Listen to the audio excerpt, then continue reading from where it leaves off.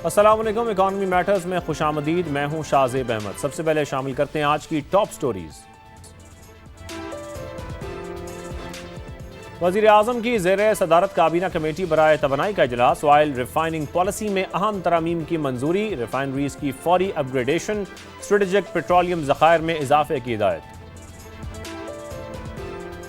वजारत तवानाई IMF के साथ तय करदा गर्दिशी कर्ज का हदफ हासिल करने में नाकाम। पावर सेक्टर का गर्दिशी कर्ज जून तक 1740 अरब रुपए हो गया।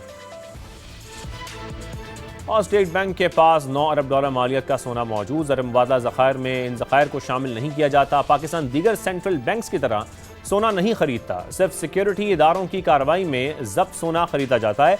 गवर्नर जमील अहमद की गुफ्तगू। गैर मुल्की करेंसीज का इंटरबैंक में डॉलर की कदर को देखा जाए तो रोज की तरह आज भी 1 पैसे की कमी हुई है, जिसके बाद कीमत 277 रुपये 85 पैसे हो गई है। यूरो को देखें तो ये भी आज 75 पैसे सस्ता हुआ। बरतानवी पाउंड की कदर में 94 पैसे की कमी हुई, जिसके बाद इसकी कीमत 369 रुपये 57 पैसे हो गई है। गोल्ड मार्केट को देखते हैं। मुल्क में सोने की कीमत में एक रोज के बाद फिर कमी हुई। फी तोला 4300 रुपये सस्ता हुआ। कीमत 4,27,436 रुपये हो गई है। 10 ग्राम सोने के रेट्स में 3,687 रुपये कमी हुई। इंटरनेशनल मार्केट को देखा जाए तो $43 फी औंस सस्ता हुआ, जिसके बाद कीमत $4,050 पर आ गई है। आज के प्रोग्राम के मौजू की तरफ आते हैं। आज सबसे पहले जिक्र करेंगे पेट्रोलियम कीमतों का। पाकिस्तान की सिफारती कोशिशों से अमेरिका और ईरान ने फिर एक दूसरे पर हमले बंद कर दिए हैं। अभी आबने हुर्मुज़ को तो नहीं खोला गया, लेकिन बातचीत दोबारा शुरू होने के बाद हम समंदरी रास्ते के खुलने का इम्कान है। दूसरी जानिब आबने हुर्मुज़ की बंदिश के बायस पाकिस्तान जिस रूट बाबुल मंदब पर इन्हिसार कर रहा था, वहां पर यमन के हौजियों की सऊदी अरब की बहरी नाकाबंदी के बायस जहाज़ों की आमदोरफ्त मुतासर हो रही थी। वफाकी वज़ीर पेट्रोलियम अली परवेज मलिक ने जब गुफ्तगू की तो उनके मुताबिक पाकिस्तान के बाबुल मंदब में फंसे जहाज़ अब निकल आए हैं, जो चंद रोज में पाकिस्तान पहुंच जाएंगे, जिसके बाद फ्यूल शॉर्टेज का खतरा भी टल जाएगा। अब बात करते हैं पेट्रोलियम कीमतों के यौमिया तायुन का, जिसके तहत पेट्रोल सिर्फ एक रुपया सस्ता किया गया है, जबकि डीजल की कीमत में 3 रुपये 37 पैसे फी लीटर इजाफा कर दिया गया है। अगर हम इंटरनेशनल मार्केट को देखें तो जुमे के रोज से ही क्रूड ऑयल की कीमतों में कमी का सिलसिला जारी है। आज भी 2.5% तक कमी हुई। गुज़श्ता रोज तो 9% तक गिरावट देखी गई। फेदाद शुमार को देखा जाए तो ब्रेंट क्रूड जो गुज़श्ता हफ्ते $100 पर पहुंच चुका था, अब $86 फी बैरल पर आ चुका है। अमरीकी WTI की भी बात करेंगे, ये भी अगर देखा जाए तो $92 से अब $80 फी बैरल पर आ चुका है। अवामी हलकों की जानिब से यह सवाल उठाया जा रहा है कि जब कीमत बढ़ाना हो तो सिंगापुर प्लैट्स में यौमिया कीमतों को लेकर इजाफा किया जाता है, और जब कम करने की बारी आए तो हुकूमत ने एक हफ्ते की एवरेज प्राइस का जवाब पेश कर दिया। सवाल यह कि पैदा होता है कि अगर एक हफ्ते की एवरेज प्राइस ही लेनी है तो फिर कीमतों के यौमिया तायन का फार्मूला क्यों अपनाया गया। दूसरी जानिब वज़ीर आज़म शहबाज शरीफ की ज़ेर सदारत काबीना कमेटी बराए तवानाई का इजलास हुआ और ऑयल रिफाइनिंग पॉलिसी में अहम तरामीम की मंजूरी दी गई है। वज़ीर आज़म ने रिफाइनरीज की फौरी अपग्रेडेशन और पेट्रोलियम मसनूआत के स्ट्रेटेजिक ज़खायर बढ़ाने की भी हिदायत की है। ब्राउन फील्ड रिफाइनरीज में सरमायाकारी के फ़रोग के लिए कतर, फिर सऊदी अरब और दीगर खलीजी ममालिक में रोड शोज मुनक्किद करने की भी हिदायत दी है। इस पर आज हमने बात करनी है। तफसीलन हमारे साथ मौजूद हैं माहिर मुआशियात फारूक सलीम साहब और chairman petrol pump owners association Ayub Khan साहब, क्योंकि पेट्रोल पंप की जानिब से हड़ताल भी की गई थी, उसके बाद क्या मुज़ाकरात हुए, क्या बात हुई, इस पर भी आज हम बात करेंगे। फारूक साहब, सबसे पहले मैं आपकी जानिब आऊँगा।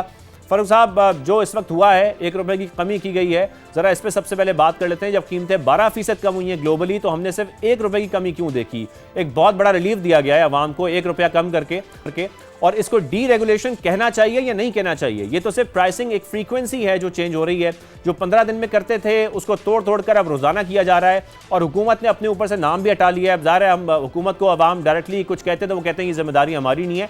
कैसे देख रहे हैं आप इस प्राइसिंग फार्मूले को? जी, मामला को बड़ा पेचीदा बना के पेश किया जाता है। एक आलमी बेंचमार्क का जिक्र किया जाता है कि फ्लैट्स के साथ कहीं पाकिस्तान की जो डोमेस्टिक प्राइसेस हैं वो नक्की कर दी गई हैं। फिर कहीं एक हफ्ते की एवरेज प्राइस का जिक्र किया जाता है, उससे पहले 2 हफ्ते की एवरेज प्राइस का जिक्र किया जाता था। ये मामलात इतने पेचीदा है नहीं। आम पाकिस्तानी की नज़र सवालात सिर्फ 2 हैं जो मेन सवालात उठते हैं। पहला सवाल ये है कि इस खित्ते में जिसमें बड़े ममालिक शामिल हैं, पाकिस्तान, भारत, बांग्लादेश है।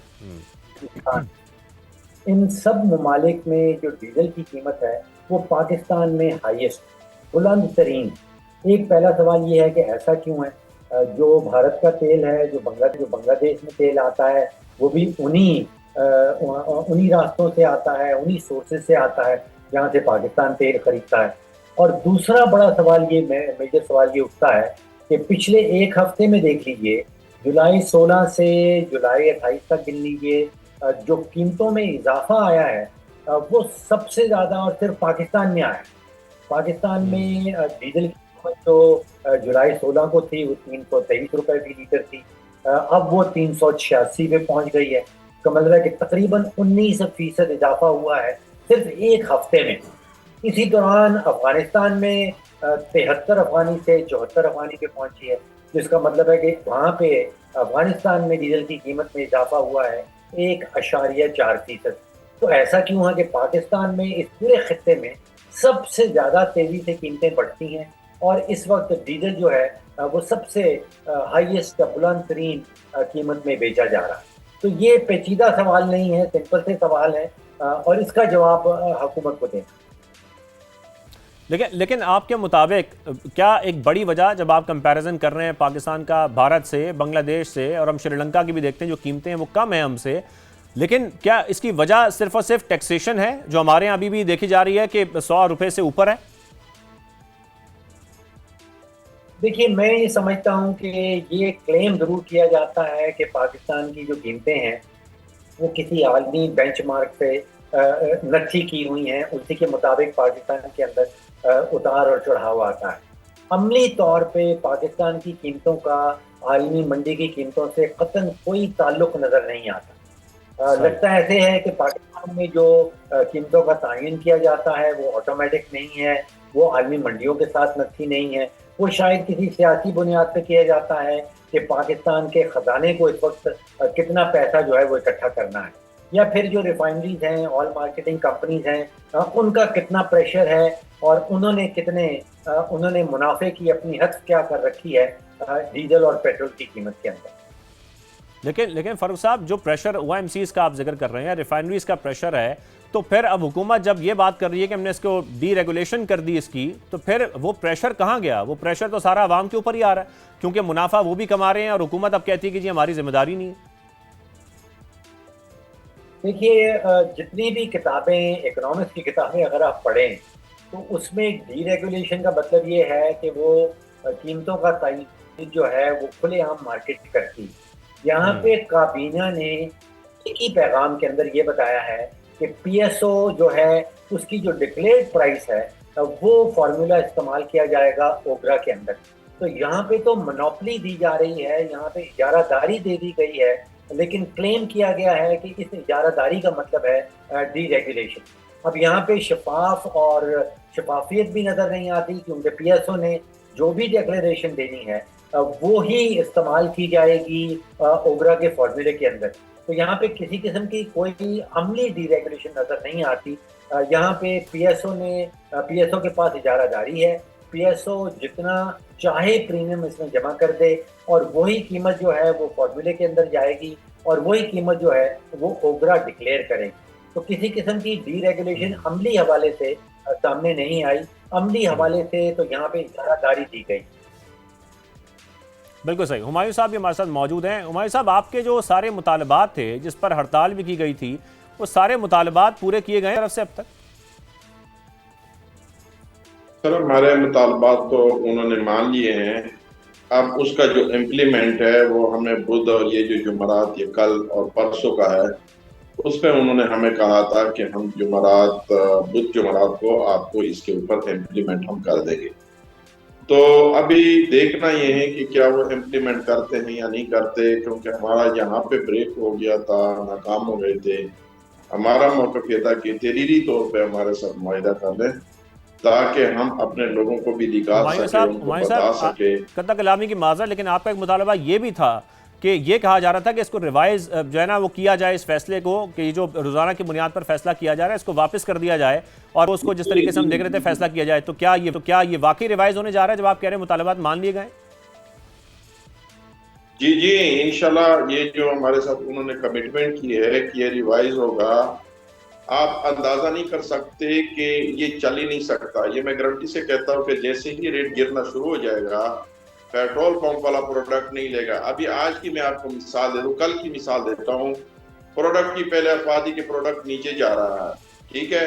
अब कंपनियों ने जो पिछले 2 दिन से पेंडिंग ऑर्डर थे, उन्होंने सब ऑर्डर रिलीज करके ना पेट्रोल पंपों पे अपने पेट्रोल सप्लाई और डीजल दे दी, क्योंकि उनको पता चल गया कि अब 1 रुपए है। मतलब पहले तो ज्यादा का था, अफवाह ज्यादा की थी, लेकिन वो फिर बाद में 1 रुपए हो गया। तो यानी पेट्रोल पंप का उस दिन ऑर्डर ही नहीं था, लेकिन कंपनियों ने उनके ऑर्डर रिलीज करके उनके स्टेशनों पे पहुंचा दिया। जब स्टेशनों पे प्रोडक्ट पहुंच गया तो पेट्रोल पंप वाला कहता है, भाई आज तो मेरा ऑर्डर ही नहीं था। मतलब ऑर्डर अगर पहले था, जिस वक्त रेट बढ़ रहा था, तो आज तो मेरा ऑर्डर ही नहीं था, लेकिन कंपनियों ने वो ऑर्डर रिलीज कर दिए। एक तो ये हो गया कि डे बाय डे अगर आपके पेट्रोल पंप का नुकसान हो रहा है, आप अपने स्टॉक को कैसे मेंटेन करेंगे? मिसाल के तौर पे आप प्रोडक्ट रोजाना मंगवाते हैं, रोजाना आप नुकसान कर रहे हैं, तो ये तो कंपनियों का काम है, ये पेट्रोल पंप वाला अफोर्ड ही नहीं कर सकता। उस गलत फहमी है बहुत बड़ी, और पाकिस्तान की हुकूमत पाकिस्तान को ये गलत फहमी है कि ये पंप ड्राई होंगे, फिर ये एक्शन होगा, फिर कहते हैं प्रोडक्ट जो है ना आपने जीरो जो इसका प्रोडक्ट क्यों रखा हुआ है जीरो स्टॉक का। तो जब आप नुकसान कर रहे हैं, आप कैसे अफोर्ड कर सकते हैं? तो बहरहाल ये जो इन्होंने तरीका बना दिया, ये सारा ओएमसी और रिफाइनरी के कहने पे बना लिया। गवर्नमेंट को ये फायदा होना था, गवर्नमेंट ने ये कहा कि अब हम ये जो मुसीबत है ना, ये कंपनियों के उस पर डाल दे। अच्छा, कंपनियों पे डाल दे ना, ये डीरेगुलेशन है ना, मतलब हम तो कहते कि आधा तितर आधा बटेर वाली बात है, ये कभी भी नहीं हो सकता। मुझे तो बिल्कुल ये नामुमकिन है। फारूक साहब, ये बात आपने हुमायूं साहब की सुनी कि अगर ऐसा किया गया है तो ये रिफाइनरीज को और ओएमसीज को फायदा पहुंचाने के लिए किया गया है, इससे इत्तेफाक करते हैं आप? सवाल मुझसे। जी फारूक साहब।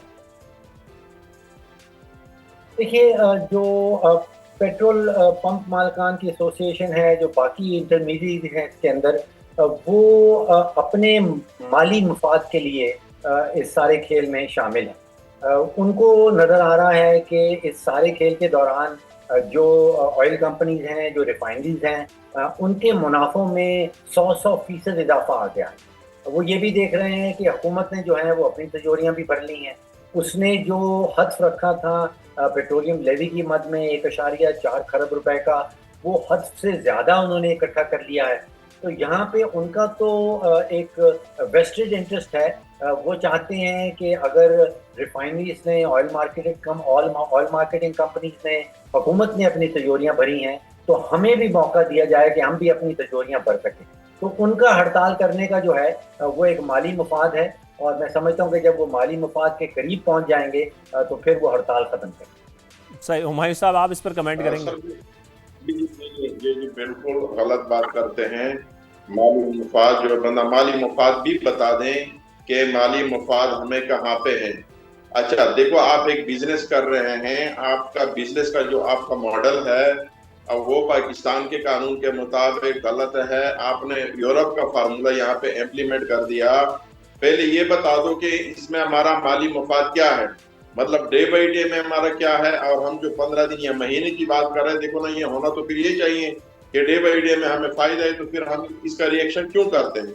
पहले उसके ये हमें ये भी बता देना कि हमारा जो ये इकोनॉमिक्स का जो है ना एक्सपर्ट बैठा हुआ है, ये भी बता दें कि एक पेट्रोल पंप की इस वक्त पाकिस्तान में कितनी सेल होनी चाहिए, और फिर उसका कमीशन कितना होना चाहिए, और वो कैसे सर्वाइव कर सकता है, क्योंकि ज्यादा एक्सपर्ट है। हमारा 8 साढ़े 8 रुपए का कमीशन है, 8 साढ़े 8 रुपए। लेकिन हुमायूं साहब, एग्जिस्टिंग स्टॉक के ऊपर अगर कीमतें बढ़ती हैं तो उसमें माली फायदा नहीं होता आप लोगों को? सर, आप यही तो बात है ना सर, जो आपको समझ नहीं आती। एग्जिस्टिंग जो स्टॉक होता है उस पर आपकी ये बात सही है कि वो पैसा मुनाफा तो बढ़ता है, लेकिन वो आपके पास स्टॉक मौजूद होगा तो होगा, क्योंकि हम तो कंपनी के अंडर काम कर रहे हैं। कंपनी उस वक्त आपको स्टॉक ही नहीं देता, कंट्रोल तो उनके पास है, इंपोर्ट उनके पास है, फैसले उनके पास है, चाबी उनके पास, सब कुछ उनके पास। हमारे पास तो कुछ भी नहीं होता। हमारे पास कैसे है आप बताएं ना? हमारे पास जब कंपनी हमें स्टॉक नहीं देगा, कंपनी हमें प्रोडक्ट नहीं देगा, तो आप बताएं ना हमारे पास कैसे स्टॉक आएगा? फारूक साहब, इस मसले का हल हुकूमत किस तरीके से निकाल सकती है? अगर हम इसको ओवरऑल देखें, ज़ाहिर है इल्ज़ामात एक दूसरे पर लगाए जाते हैं, वो कहते हैं वो माली फ़वाइद हासिल कर रहे हैं, वो कहते हैं वो माली फ़वाइद हासिल कर रहे हैं। सप्लाई आने पर कीमतों का तयन होना चाहिए या इसको ऐसी रोज़ाना की बुनियाद पर ही करना चाहिए? इसका एक हल क्या सामने आ सकता है जो हुकूमत निकाल सकती है? देखिए, पहली बात तो ये है कि ये रोज़ाना की बुनियाद के ऊपर जो कीमतों का तयन किया जा रहा है, ये मैं समझ नहीं पा रहा हूँ, इज़ बियॉन्ड माई कॉम्प्रिहेंशन। क्या टैक्सी ड्राइवर जो है वो रोज़ाना सुबह पहले पेट्रोल की कीमत चेक करेगा और उसके बाद अपना एक नए किराए का तयन करेगा? हम देखते हैं कि ये स्कूल की वैन है जो बच्चों को स्कूल छोड़ने जाती हैं, ड्रॉप करती हैं, वो महीने के कॉन्ट्रैक्ट में चलती हैं। क्या वो रोज़ाना की बुनियाद पे स्कूल वैन वाले पहले पेट्रोल की कीमत देखेंगे और फिर वालिदैन से आके रोज़ाना की बुनियाद पे एक नेगोशिएशन का प्रोसेस चलेगा? फैमिली बजट्स जो हैं दुनिया भर में हम देखते हैं कि वो महीने के भर पे बनाए जाते हैं, पहली की पहली तनख्वाह मिलती है। अब औसतन आमदन जो पाकिस्तान की है, उसमें से तकरीबन 15 से 20% जो खर्चा है वो पेट्रोल और डीजल की मद में निकल जाता है। तो यहाँ पे अगर पेट्रोल और डीजल की कीमत रोज़ाना की बुनियाद पे तब्दील होगी, तो क्या जो हमारी फैमिलीज हैं पाकिस्तान के अंदर, वो रोज़ाना की बुनियाद पे एक नया बजट बनाएंगी? फिर इंतज़ामी तौर पे देखिए कि तकरीबन 85% तेल पाकिस्तान जो है वो इंपोर्ट करता है। बंदरगाह पे आता है, वहाँ से रिफाइनरीज में जाता है, रिफाइनरी से टैंकर्स के अंदर लोड होता है, फिर उस टैंकर ने खैबर पख्तूनख्वा पहुँचना है, उसने गिलगित बल्तिस्तान पहुँचना है, उसने कोयटा पहुँचना है। और वो जिस दिन निकला था उस दिन कोई और कीमत होगी, सफ़र के दौरान कुछ और कीमत होगी, जब वो मंजिल पे पहुँचेगा तो कुछ और कीमत होगी। तो ये इस बियॉन्ड मी, मैं नहीं समझ पा रहा हूँ कि ये अमली तौर पे कैसे चलेगा। ठीक है, एक तो आपके क्या सजेशंस हैं? सेकेंडली, वज़ीर आज़म शहबाज शरीफ ने जो मुल्क के स्ट्रेटेजिक पेट्रोलियम रिजर्व्स हैं वो बढ़ाने की बात भी की है। आपको नहीं लगता कि उससे भी ज़्यादा फ़ायदा तो होगा, लेकिन एक हुकूमत का जो एक हम कह सकते हैं कि जो बड़ी रकम है ज़खायर की, वो लॉक हो जाएगी उसके अंदर, और ज़ाहिर है फिर हमारी इंपोर्ट्स हमें ज़्यादा करनी पड़ेंगी, उस पर अपना हमारा जो इस वक्त एक्सचेंज है वो भी खर्च करना पड़ेगा। देखिए, जो सोल्यूशन है वो ये है कि जो पेट्रोल और डीजल की कीमत का तयन है उसको सियासत से दूर कर दिया जाए, एक ऑटोमेटिक प्रोसेस कर दिया जाए, उसको नथी कर दिया जाए किसी आदमी बेंचमार्क के साथ या आपकी कॉस्ट पे बेसिस के साथ। अब आप सोचिए कि डीजल तकरीबन 60% डीजल जो मुल्क की रिक्वायरमेंट है वो पाकिस्तान के अंदर हम खुद से बना रहे हैं, लेकिन उनको जो कीमत का नक्की किया जाता है वो इंटरनेशनल मार्केट के साथ कर दिया जाता है। उसमें पीएसओ जो भी प्रीमियम और जो भी अपने इंसिडेंटल अखराजात डालती है, उसको काबीना ने रिसेक्ट कर दिया कि उसके ऊपर कोई सवाल नहीं उठाया जा सकता। वहाँ पे एक इजारादारी दे दी गई है पीएसओ को। तो जब तक ये इजारादारी नहीं टूटेगी, हम जो बात करते हैं अमेरिका की, कनाडा की, बरतानिया की, वहाँ पे जो कीमतों का तयन किया जाता है, कम से कम 4 से 5 दर्जन मुख्तलिफ कंपनियों के पेट्रोल पंप्स हैं अमेरिका के अंदर, और वो कंपटीशन की बुनियाद पे अच्छा फारूक साहब, सॉरी टू इंटरप्ट यू, लेकिन अगर हम उनकी एग्जांपल भी ना लें, अपने ही खित्ते में हम देखें कि हमारे जो पड़ोसी हैं, भारत हो, बांग्लादेश हो, श्रीलंका, जिसका आपने भी जिक्र किया कि वहाँ पर भी कीमतें इस वक्त कम हैं, और जब बढ़ाई जाती हैं वो भी कम बढ़ाई जाती हैं कंपैरेटिवली पाकिस्तान से। उनका क्या प्रोसेस है इस पूरे का? भारत का बड़ा इंटरेस्टिंग मॉडल है, बांग्लादेश का एक बहुत इंटरेस्टिंग मॉडल है। बाय द वे, जुलाई 16 से लेके जुलाई 28 तक पाकिस्तान में जो डीजल की कीमत में इजाफा हुआ है वो, जैसे मैंने कहा, वो 19% हुआ है। अफगानिस्तान में 1.4% हुआ है, और बांग्लादेश, भारत, श्रीलंका, नेपाल में 0, वहाँ पे कोई इजाफा नहीं हुआ। पाकिस्तान में सबसे ज़्यादा इजाफा हुआ है, पाकिस्तान का डीजल जो कीमत है वो सबसे ज़्यादा है, बांग्लादेश के मुकाबले में तकरीबन 50% महंगा है डीजल पाकिस्तान के अंदर। भारत के अंदर एक बड़ा इंटरेस्टिंग मॉडल है, और वहाँ आप सोचिए कि लास्ट टाइम जो कीमतों का तयन किया गया था वो 2022 में किया गया था, और फिर तकरीबन 4 साल कीमतों में ना इजाफा हुआ, ना कमी हुई, और ना उतार हुआ, ना चढ़ाव। लास्ट टाइम जो कीमतें तब्दील हुई हैं वो मई 2026 में हुई। सोचिए 4 साल जो है वो प्रेडिक्टेबिलिटी रही भारत के शहरियों के हवाले से। वहाँ पे जो मॉडल है वो उनकी ऑयल कंपनी और उनकी रिफाइनरी वो रोजाना की बुनियाद के ऊपर अपने खातों में एक नई कीमत लिखती हैं। लेकिन उस नई कीमत की मुंतकिली जो है वो सार्फिन तक नहीं जाती, कई कई सार्फिन तक नहीं की साल जाती। हम्म। की कीमत देता है। बांग्लादेश के अंदर अभी ये फैसला किया गया कि जो सही। आलमी मंडी में जिस तेजी से हम्म। कीमत चढ़ी है सही। उसका सिर्फ 16% जो है वो बांग्लादेशी अवाम के ऊपर मुंतकिल बिल्कुल ठीक किया है फारूक साहब, जाएगा। ये सिर्फ पाकिस्तान में ही हो रहा है कि रोजाना की बुनियाद पर कीमतें बढ़ाई तो बहुत ज़्यादा जा रही हैं, लेकिन जब ग्लोबली कम होती हैं तो उसको कम नहीं किया जा रहा और सार्फिन इसे पिस रहे हैं। हुमायूं साहब, लास्टली आप कमेंट कीजिएगा, जो मुतालबात आप लोगों ने सामने रखे हुकूमत के और आपने कहा कि एक हो सकता है कि ये रिवर्स हो जाए फैसला रोजाना की बुनियाद का, क्या आपको लगता है हुकूमत बहुत जल्द ये करने जा रही है या कुछ दीगर मुतालबात भी हैं जो आपके पूरे होने जा रहे हैं?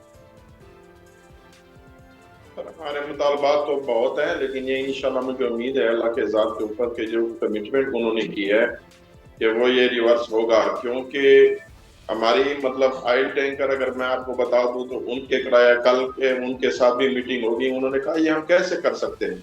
सही। मतलब एक आपका डीजल की प्राइस इतनी बढ़ चुकी है, किराए वही पुराने हैं, हम अफोर्ड ही नहीं कर सकते। देखो हर बंदे का इस वक्त अगर आपने प्राइस बढ़ाने हैं या कोई फार्मूला बनाना है, जो आपके स्टेक होल्डर है इस वक्त इंडस्ट्री के अंदर, जी। पेट्रोलियम इंडस्ट्री के अंदर सबसे बड़े स्टेक होल्डर हमारे पेट्रोल पंप मालिकान है, सबसे सही। बड़ी इन्वेस्टमेंट इनकी है।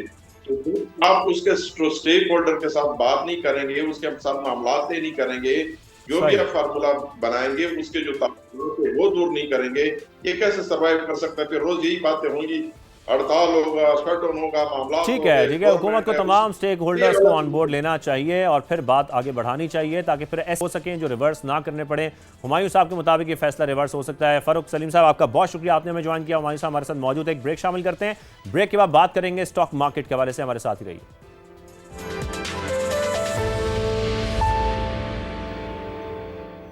Welcome back. अब बात करेंगे स्टॉक मार्केट की, जहां आज मिला जुला रुझान है, लेकिन अमेरिका ईरान के एक दूसरे पर हमले रोकने के बाद गुज़श्ता रोज स्टॉक मार्केट में ज़बरदस्त तेज़ी देखी गई। 7,241 पॉइंट्स का बड़ा इजाफा हुआ। कई कंपनियों के शेयर्स को अपलॉक लग गया और oil and gas, banking sector में नुमाया तेज़ी भी रही।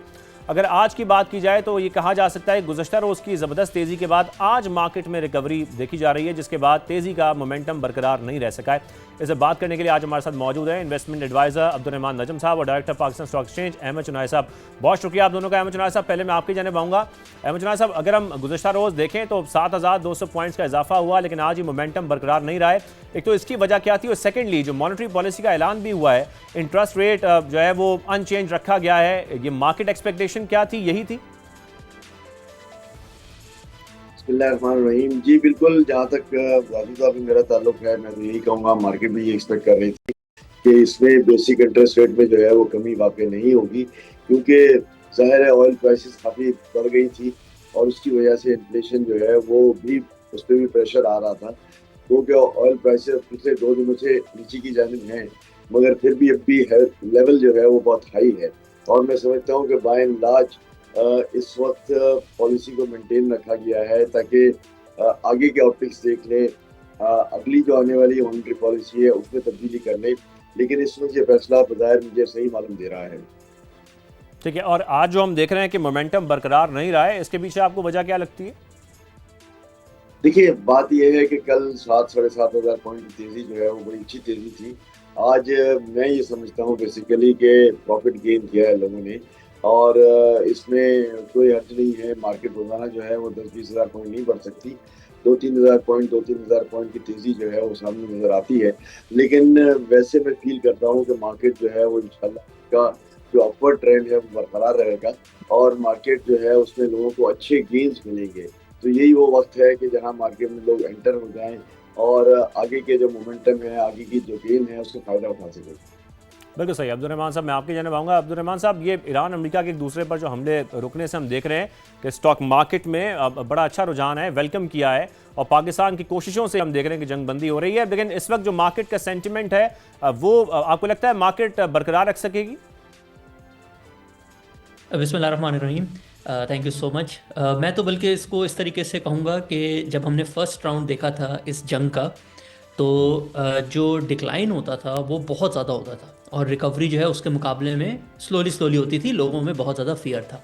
लेकिन अब ये जो सेकंड राउंड है इसमें पूरे पिछले 10 दिन आप देख लें, जब भी इंटेंसिटी ऑफ वॉर ऊपर जाती थी, ऑयल प्राइस ऊपर जाती थी, हमारी मार्केट 1000 पॉइंट, 2000 पॉइंट, 2500 पॉइंट नीचे गिरती थी। लेकिन जैसे ही एक अनअनाउंस्ड सीज़ फायर, अभी ये सीज़ फायर भी नहीं है, अनअनाउंस्ड सीज़ फायर थी, और ऑयल प्राइसेस जो हैं वो सिर्फ 100 से तकरीबन 85 तक ही आई थी, तो इसको बहुत ज़्यादा सेलिब्रेट किया गया। क्योंकि इस पूरे टाइम में ये जो 3-4 महीने के गुजरे हैं, इसमें पाकिस्तान की इकॉनमी ने बहुत ज़्यादा जो है स्टेबिलिटी की तरफ मज़ीद गई है। हमारे रिजर्व उस वक्त कोई 14-15 बिलियन डॉलर के थे, और अनसर्टनटी थी कि हमें यूएई को रीपेमेंट करनी पड़ेगी, उसके साथ जो हमारा इंपोर्ट बिल बढ़ना था। बट आज हम देखें तो हम 17-18 बिलियन डॉलर के रिजर्व पे खड़े हैं। स्टेट बैंक के गवर्नर ने कल बताया है कि दिसंबर तक हम 20 बिलियन डॉलर पे होंगे। तो पाकिस्तान में वैसे बहुत ज़्यादा अनसर्टनटीज़ होती हैं, लेकिन जब पाकिस्तान का रिजर्व लेवल अच्छा होता है तो बिजनेसेस को सबसे ज़्यादा सर्टनटी इससे मिलती है कि डीवैल्यूएशन के चांसेस बहुत कम है। इस वजह से मार्केट ने बहुत बेहतर बिहेव किया है इस दफ़ा। सही। और अब्दुर्रहमान साहब, ये S&P की जानिब से जो पाकिस्तान की क्रेडिट रेटिंग है इसमें बेहतरी हुई है, ये इसका पाकिस्तान स्टॉक एक्सचेंज पर क्या असर पड़ेगा? आई थिंक -B से B कर दी गई है। बिल्कुल, बहुत ज़्यादा ग्लोबल इन्वेस्टर्स होते हैं जिनका क्राइटेरिया होता है कि मैंने बी से कम वाली मार्केट्स में इन्वेस्ट करना ही नहीं है। तो अब हम उस थ्रेशोल्ड को क्रॉस करेंगे तो एक नए पूल ऑफ इन्वेस्टर्स जो है वो पाकिस्तान में इन्वेस्ट करने को रेडी होंगे। बैंकिंग सेक्टर को भी इसका काफ़ी ज़्यादा फ़ायदा होता है, पाकिस्तान की ओवरऑल मैक्रो स्टेबिलिटी को इससे फ़ायदा होता है। हम लोग जो कर्ज़े लेते हैं रोज़, पिछले साल में हमें कितने ज़्यादा रोल ओवर कराने पड़ते थे, अब हम जो है यूरो बॉन्ड मार्केट में जाके कमर्शियल बोरिंग जो है कम इंटरेस्ट रेट पे कर सकते हैं। उससे एक पूरी जो आपकी प्रोफाइल होती है एक्सटर्नल, वो इम्प्रूव होती है। आप जब रिजर्व्स आपके अच्छे होते हैं, आप इन्फ्लेशन को बेहतर तरीके से कंट्रोल कर सकते हैं, और उसी से फिर मुल्क के इंटरेस्ट रेट नीचे आते हैं। कारोबार जो होते हैं सारे, उनको फ़ायदा होता है क्योंकि उन सब ने लोन्स लिए होते हैं, या वर्किंग कैपिटल के लिए या एक्सपेंशन के लिए। तो एक पूरा इकोनॉमी का जो पहिया है वो इस तरीके से चलता है, और इसके लिए क्रेडिट रेटिंग बहुत इंपॉर्टेंट होती है।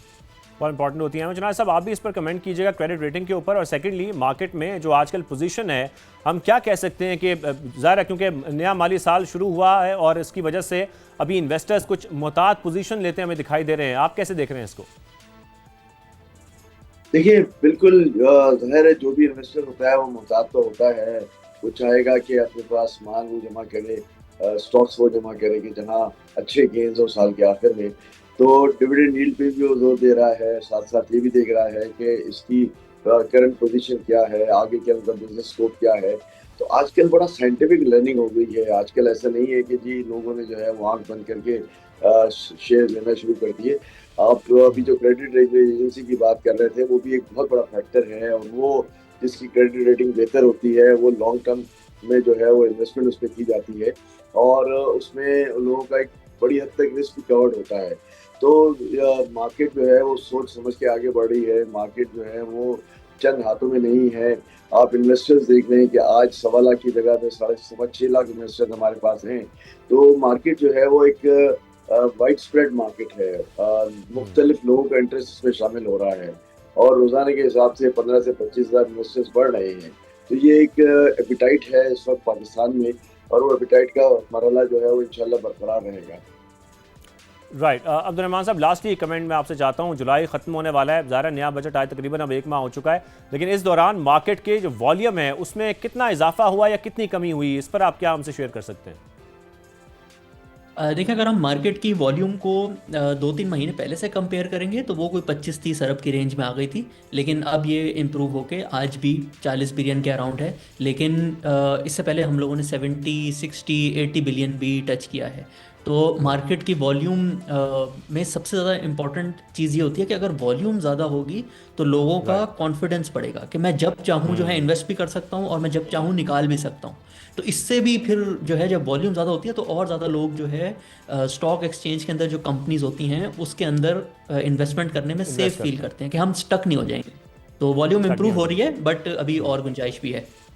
अभी और गुंजाइश भी है। बहुत शुक्रिया। हमारे साथ इन्वेस्टमेंट एडवाइजर अब्दुर्रहमान नजम साहब मौजूद थे। स्टॉक एक्सचेंज अहमद चुनाय साहब, आपने हमें ज्वाइन किया, स्टॉक मार्केट के हवाले से गुफ्तगू हुई। आप दोनों का बेहद शुक्रिया। शो का वक्त खत्म होता है, इजाज़त दीजिए, अल्लाह हाफ़िज़।